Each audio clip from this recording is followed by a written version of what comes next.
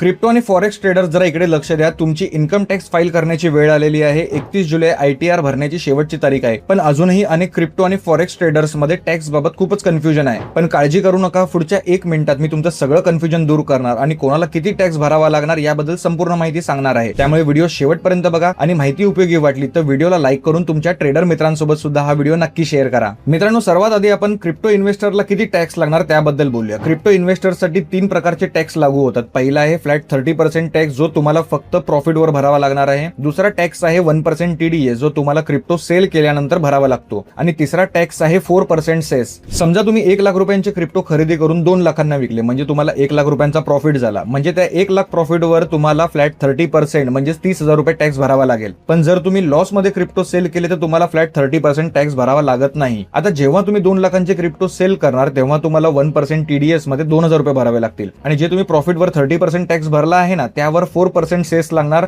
म्हणजे 30,000वर 4% 1,200 रुपये असे एकूण तुम्हाला 33,200 रुपये टॅक्स मध्ये भरावे लागतील. भारतीय क्रिप्टो एक्सचेंज वरती क्रिप्टो सेल केले तर 1% TDS एक्सचेंज स्वतःहून कट करतात. पण इंटरनॅशनल एक्सचेंज मध्ये TDS तुम्हाला स्वतःहून भरावा लागू शकतो. आणि एक महत्त्वाचा नियम लक्षात ठेवा, क्रिप्टो मधील लॉस दुसऱ्या प्रॉफिट सोबत ऍडजस्ट करता येत नाही. आता क्रिप्टो आणि फॉरेक्स मधील FNO ट्रेडर्सला किती टॅक्स लागणार ते समजून घ्या. अनेक क्रिप्टो आणि फॉरेक्स ट्रेडर्सला असं वाटतं की त्यांना सुद्धा प्रॉफिटवर फ्लॅट 30% टॅक्स भरावा लागणार, पण तो नियम फक्त क्रिप्टो स्पॉट ट्रेडिंग साठी आहे. क्रिप्टो आणि फॉरेक्स फ्युचर आणि ऑप्शनचे टॅक्स नियम वेगळे आहेत. क्रिप्टो आणि फॉरेक्स FNO मधून झालेला प्रॉफिट स्पेक्युलेटिव्ह बिझनेस इन्कम म्हणून सुद्धा दाखवता येतो आणि तो तुमच्या इन्कम टॅक्स स्लॅब नुसार टॅक्सेबल असणार आहे. ट्रेडिंगसाठी लागलेला ब्रोकरेज, इंटरनेट, सॉफ्टवेअर यासारखे ट्रेडिंगचे खर्च प्रॉफिट मधून मायनस सुद्धा करता येतात. लॉस सेट ऑफ आणि 4 वर्षांसाठी कॅरी फॉरवर्ड सुद्धा करता येतो. आणि क्रिप्टो फॉरेक्स FNO इन्कम दाखवण्यासाठी ITR 3 फॉर्म भरावा लागतो. मित्रांनो, मी सांगितलेल्या माहिती व्यतिरिक्त टॅक्स बद्दल जर तुमचे काही प्रश्न असतील तर कॉमेंट मध्ये नक्की विचारा. आणि अशाच महत्त्वाच्या क्रिप्टो अपडेटसाठी क्रिप्टो क्रांतीला फॉलो करायला विसरू नका.